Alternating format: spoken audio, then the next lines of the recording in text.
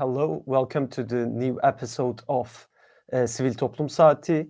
Today we have a guest from Sweden, and we will talk about the election observation with her.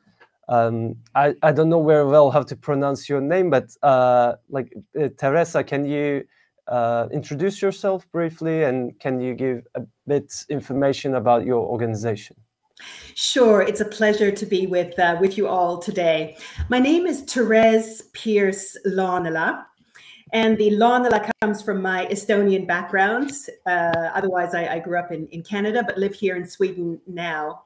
And the reason I live in Sweden is that I am the head of electoral processes, a team that works in international IDEA. We are an intergovernmental institute based in Stockholm that works with democracy and election issues. But we are a global organization with our headquarters in Stockholm.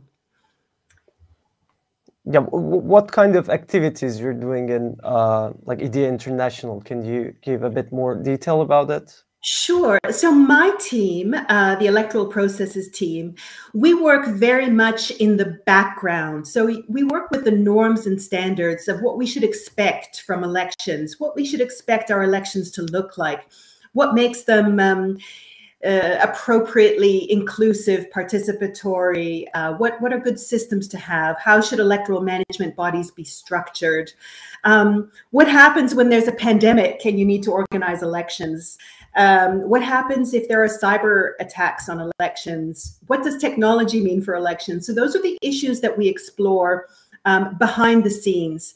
And often we do that together with electoral management bodies, election commissions, those who are organizing elections. But we also work with civil society who are keeping the electoral authorities accountable, and with parliaments if they're making decisions about electoral reform. So really anybody who cares about how elections are run. Yeah. And we work with, my team works with handbooks, websites, and so forth. So if you Google anything to do with the behind the scenes parts of elections, like voter registration or boundary delimitation or those things, you will tend to come to resources that have been developed by our organization or by partner organizations. In the field, they will work directly with commissions. So I work with the products, but my teams, our teams who are based in Addis or in Khartoum or in Tunis or in Paraguay, they will work more directly with, for example, electoral commissions or with civil society on elections or other processes related to democracy. It could be working with parliaments or working with political parties, for example. Thank you for your answer. And like, since at the heart of like our program there is election observation, I would like to ask you, why do you think election observation has a particular significance in our age, in our era? Right. Well, election observation is important from many perspectives. One is that it is an account of what happened that is removed from those who are in the middle of it. So if you imagine that political parties and candidates are directly affected by the elections, and maybe they will be very, emotional and very, the stakes are very high for them. So they are a partial stakeholder for very obvious and legitimate reasons. The electoral management body itself may be the one that is being criticized by electoral parties, for example, for not having managed something well. And so what election observation can do is it can remove it can be that impartial view of what's going on. And what is important about that is that election observation has, over the years, developed methodologies that are global. And if you follow that methodology, you will get an account that is very comprehensive. And so you get that one step removed set of eyes that can say what happened, and that can also give recommendations for the future.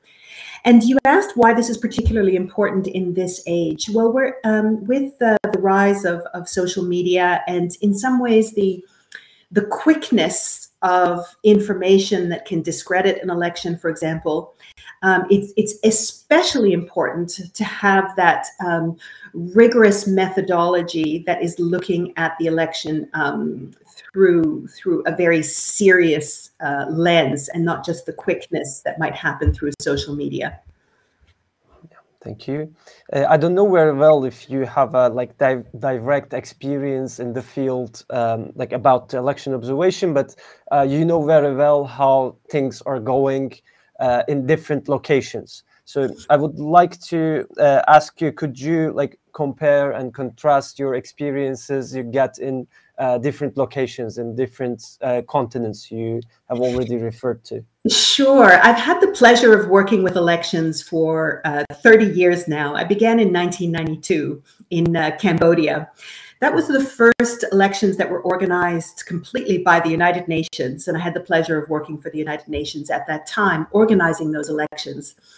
So there, and also in the subsequent ones that I worked on, the first multi-party elections in Mozambique after the war, in both of those cases, those post-war transitional elections, I was on the organizing side, and we had observers who came from the outside. So we were the hosts of the observers. So I've had that perspective.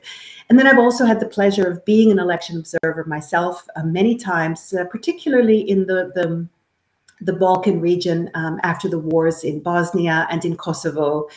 And those were particular tense moments. And then after that, I've had the actual pleasure of running election observation missions when I worked with the Carter Center and organizing them. So I do have a bit of a sense of how it's changed over time. One of the big changes is that in those early days, much focus was put on election day itself. There was also perhaps more money involved and a bit more casualness about sending many observers on election day. So if we imagine in Namibia, for example, in 1989, it is said, I wasn't there myself, but it was said that there were more international observers sometimes than there were poll workers in the stations at that time. And that's a real significant difference as election observation has become more professional, more specialized.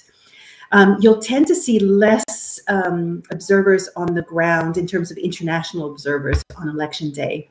What you will see, and I think this is important also for the Turkish context, is domestic monitors. It should be, is the own citizens watching their own elections. And that is very much inspired by the people power movement in Philippines, where the church, for example, got very involved in watching their own elections. And that inspired domestic observation throughout the rest of the world. So now what international observers will do, for example, is that they will often partner with domestic observers who are the eyes on the ground on election day. But what international observers can bring is that international perspective and the methodology that's been used also in other places. And this methodology is increasingly long-term. So looking at the whole electoral cycle and also looking at the frameworks within which elections are held. So for example, is the legal framework appropriate? Are there any gaps in the legal framework? Was the voter registration done correctly? And is the the voters register rigorous, and does it meet international standards? They'll also stay longer afterwards and looking at the transition and also disputes that need to be resolved after the election. So that's a real shift. Those are real shifts that we can see. So away from just looking at election day, and then away from it being international people, and a move towards being domestic monitors that are centered in this type of activity. Other changes that we can see necessarily is that so much is happening online these days. So technology, there may be technology in results systems, for example, how results are transmitted. And so you need specialized knowledge, technical knowledge to do observation these days in a way that you didn't need perhaps 25 years ago. There it was enough to be eyes on the ground and have a checklist. So the introduction of technology has really changed election observation. You need people who can audit or go into those systems or have access to any technology that's being used in the organizing of elections. But also more media monitoring and those types of skill sets. So different skill sets than just looking at election, but also looking at the environment in which elections are being held. So a more comprehensive look. And also a sense of the political dynamics and understanding that elections are not held in a vacuum, but they're held in a political context. So recognizing that political context matters and that people bring stakeholders who are angry about something that happened in the elections. They may be carrying with them grievances that are more deeply rooted, that are beyond just what happened at the elections, but are rooted in something else, maybe some past injustice, for example. And so the understanding that there is a political backdrop is something that I think election observation organizations have become better at. And then there's behind the things that you might not think about, which is, for example, the financing of electoral authorities. That can be a way of, we're seeing with the rise of authoritarianism and so forth, that there's ways of setting the election commission up to fail. And one of the ways of doing that can be, for example, to stop financing or to curtail their independence in a number of ways. And this is a way in which the ability to look behind the scenes at ways in which the independence of the running of elections is being compromised. Those skill sets and the political will to be able to address that, those are also entering into elections in a way that didn't happen before. And finally, I do need to mention COVID. COVID really changed everything when it came to elections, because if you think of an election polling station, it's the exact opposite of social distancing. You have a lot of people in one place at the same time. And so with COVID, many changes have happened that will actually probably outlast COVID. And that is the move to special voting arrangements, advance voting, voting by mail, perhaps voting, accelerating a move to be able to vote on the internet or through other means. And this it is changing the way people vote, but it is also changing the way that observation will be done in the future, because you'll need to be able to have methodologies that also look at those other ways of voting. For example, being able to vote in advance or being able to vote by mail. Yeah. Thank you. Probably for the our audience, many problems you referred to are quite familiar. But I wonder whether you have any contact or cooperation with any Turkey-based institution working on election observation. I look at your website, seen many different countries in the world, but couldn't see the name of Turkey. Do you have any contact or considering to make any cooperation in the coming years? Not me in particular, but we are a big organization. So I can imagine, for example, that our parliaments team is working together with the Turkish parliament, I'm imagining. So I'm not aware myself, but we are always very enthusiastic to hear from those who care passionately about elections, whether that is the election commission themselves, voting, officials who work with elections, whether it's policymakers or whether it is civil society. So I'm we're quick to respond. We're always happy to engage. For example, if there's a parliamentary inquiry into an electoral reform, we're always happy to weigh in with an expert opinion. And we're happy to do training courses and workshops and so forth one-on-one as well. So we do encourage anybody who'd like that global perspective on issues that are being discussed in the Turkish context of how elections are run or how you would like to see them run in the future.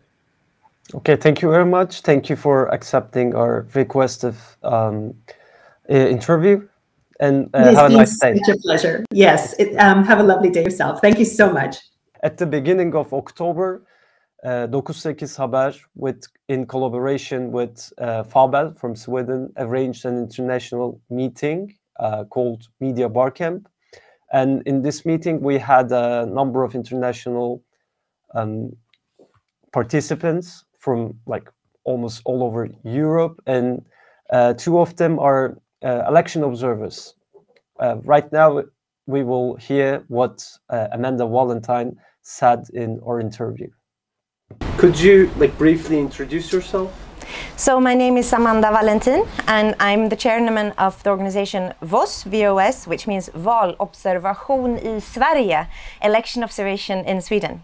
And we're a new organization. We were just formed by people who have observed elections in other countries and in Sweden.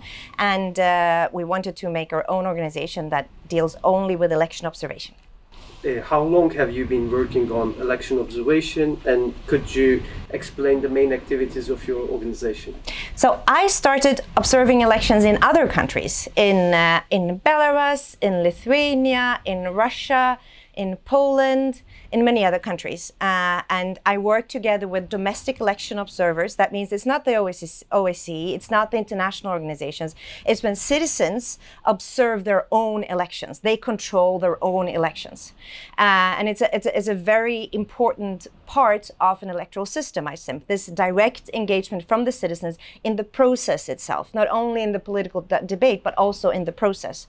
And after doing that in other countries for 10 years, maybe I did it the first time in the 1990s sometimes, realized it's kind of strange that I observe elections in other countries, but I never observed them in my own country. So this is a case where Swedish, this kind of, democracy support, people who work with democracy support to other countries actually learned something there that we brought back to Sweden to make democracy stronger in Sweden. So we have observed, in Sweden there's elections every 4th year. So we have observed elections now for 8 years. So that's 3 elections that we have observed. And if I remember well, you observed the last election in Sweden. Yes, which was in September 11th. Could you like compare what were your experience in like foreign countries and outside of Sweden and in Sweden? So the purpose of domestic electoral observation is to monitor the system. If it's not to go around and find fraud. I mean, if there is fraud, you should find it. But the point is to monitor the system, to see what problems there is in the system. And just every country is very, very, very different. The basic principle is the same. People should be able to make a free choice in secret. But then how they are technically carried out and what role the state plays in this is very different from different countries. So the point for us of doing electoral observation is to monitor the system and to suggest improvements, things that can be improved. That doesn't mean that somebody is doing something intentionally wrong, but the system might have flaws that we need to correct. That's one purpose of our observation. The other purpose is to engage people in the system. So we work with people who are not politically engaged before. Some of them are from different organizations or even from political parties, but we also engage young people from this kind of pre-university schools that way becomes monitored, spends a whole day on electoral systems and polling stations and see what's happening and feel part of the system, feel ownership of the democratic system that we have. So in Sweden, we do not have problems with organized fraud. And the result of the elections, we trusted. But we do have problems in the polling station. There are things that we want to change because there are just technical things that people can simply see what other people vote for. And Swedes haven't cared about that historically because there has been like really no political oppression. So most people felt I can vote for whatever I want. But there might be people who have family members who put pressure on them to vote in a specific way, and then it's not good. So that's like the critique we have of Swedish elections. And could you explain why do you think election observation is important today? I think it's important because it's a way of engaging citizens in election observation. So I'm talking about domestic election observation, not international. International, when diplomats or other people come and look at the system and then write this report where they are very diplomatic, it serves one purpose. Of course, it's about benchmarking, it's international collaboration is very good, but domestic observation serves another purpose. Citizens, it's human rights work. Because the right to vote and having your right, your vote counted is Article 21 in the Universal Declaration of Human Rights. Everyone has the right to take part in the government of their country through elected officials or directly. So it's human rights for it. It's like any other human rights monitoring. Are you collaborating with or considering to collaborate with any election observation institution in Turkey? The organization that I work for, we're completely we don't have any finances. We're just an association of people. So we always, when we did election observation, we did it with the help of other organizations. So we were like the spider in the net, and we did that volunteers. So our work is completely volunteer. And then for tickets, for people that came to visit us, other organizations sent their participants to us. And we would love to collaborate with somebody in Turkey. We did have, not this organization, but the same people, we did have an exchange a few years ago about the journalistic part of election observation, how observers can give the facts to the journalists in a way that makes it fast and easy to produce interesting news. We did have that kind of workshop a few years ago, and we would really love to be invited by somebody and come and take part in your observation next year. Thank you very much. Thank you. After Amanda's interview, right now you can also watch what Roman Udot from Russia said to us. Hello, could you briefly introduce yourself?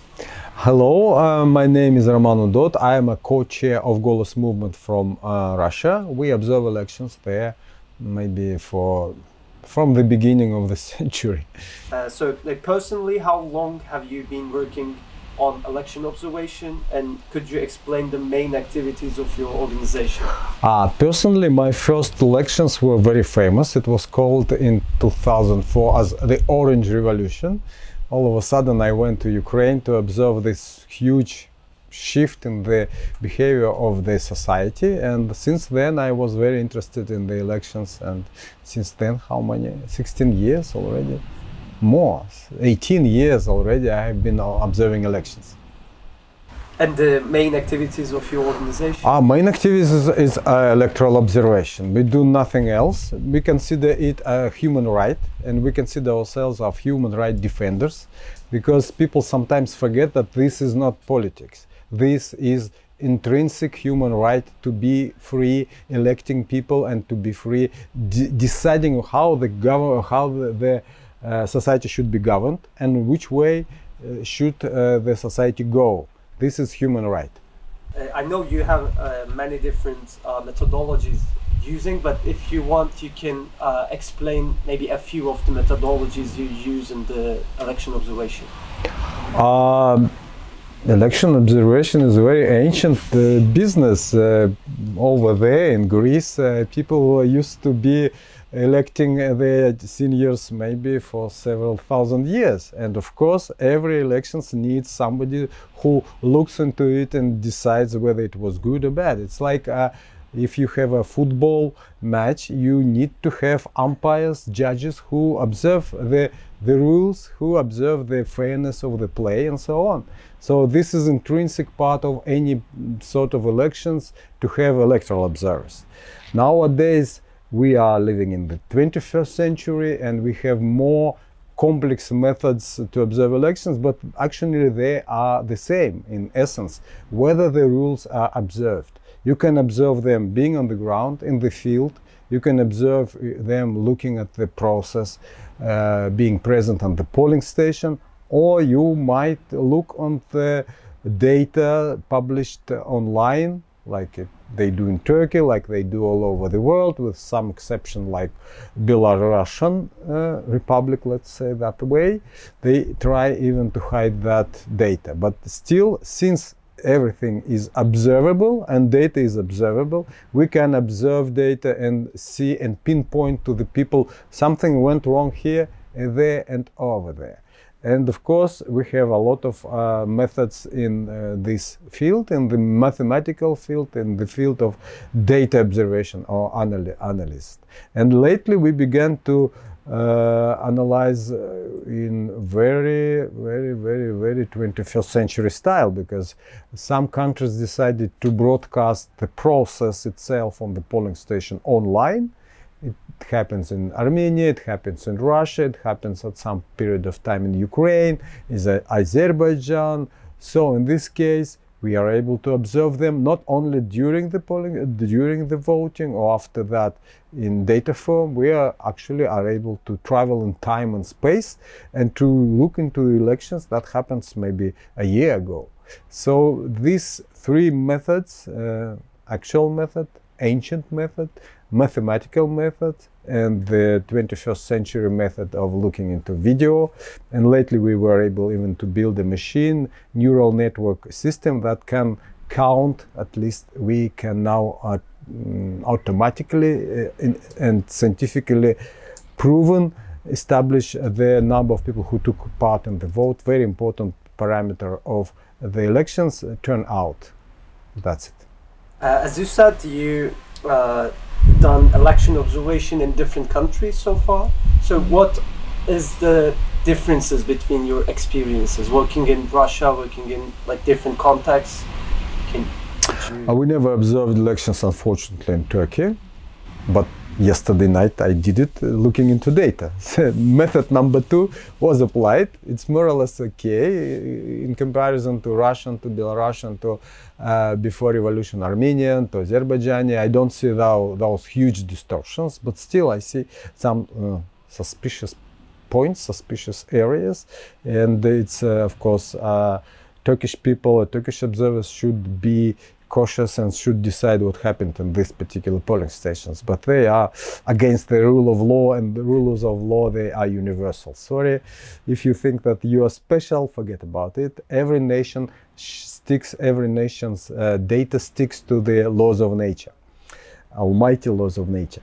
And looking into the different societies, for me, it's important to understand that people actually are the same. People they are good and they are wise. Sometimes there's saying from Winston Churchill that the best argument against democracy is 5-minute talk with an ordinary voter.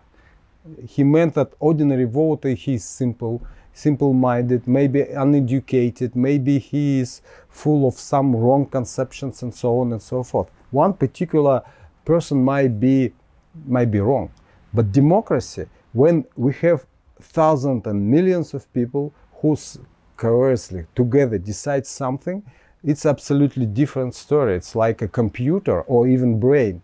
Our brain consists of neurons, and every neuron is a cell, is a stupid cell. But when they combine together in our skull, they all of a sudden their sheer number turns into the brain. The same happens with computers, which are consist of simple details, simple tools and diodes or whatever. The same happens with democracy.